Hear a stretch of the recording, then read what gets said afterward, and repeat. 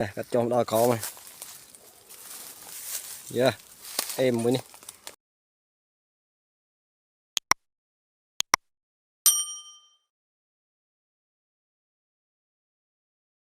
Mình làm vô bọc pipi. Nhà mình khơi đi, cho xây luôn này, nô. Cú xăm, cắt con lá, cà chia diêm vào cắt.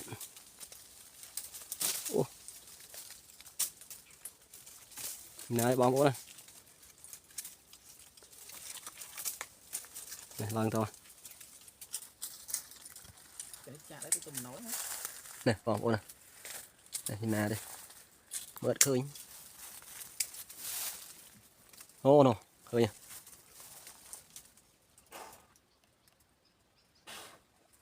Khơi mà tới ngày bị trong nè. Đi thúng. Đây, cú xăm vào kia. Cú xăm này.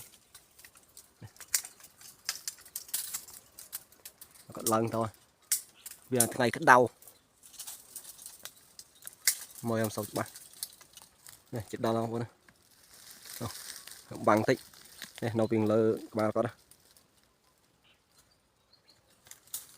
Này ông này bị chừng ngày. Nè.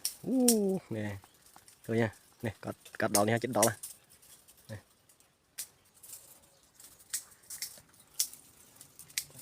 Này, vòng cô này.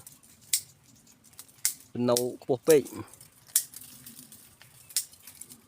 Này bạn mơ. Này, xó.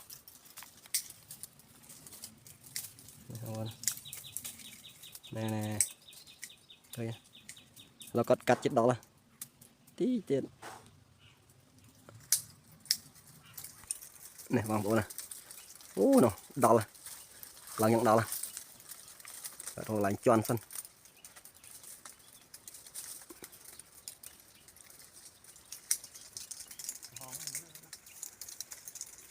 Mình nấu đang bình cá lấy mây chảo hỏi.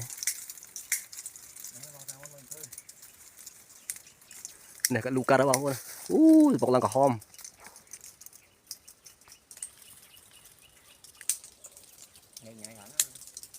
Này bóng này. Này thọt cao phải thọt tiền crom. Mây dập đam ha. Này mình nấu đang bình cá lấy chà. Chà kinh.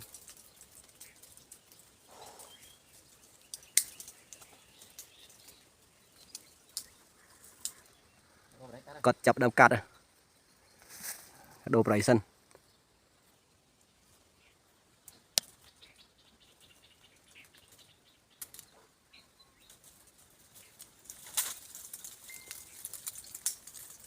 Cả đó bóng flip bức mặt số mặt lấy đi cô tiết đại nhá đặt lòng ráy sân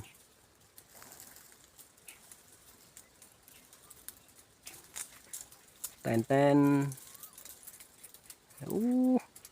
này lục cả này bà này điều chỉnh mò cô này đây lòng ráy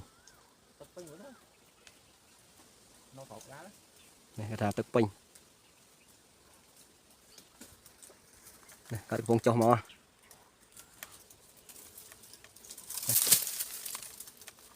chui tu cắt sân đây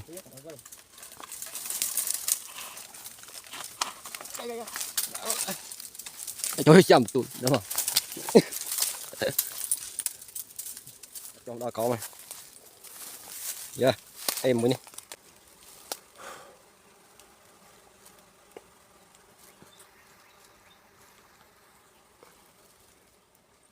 bạn không tập phải rồi đấy này ta không sắp rồi một bà tới cái phong chả đang cắt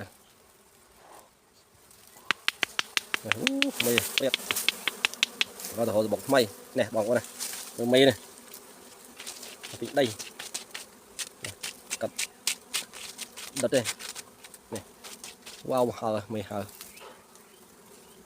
pin bye bye.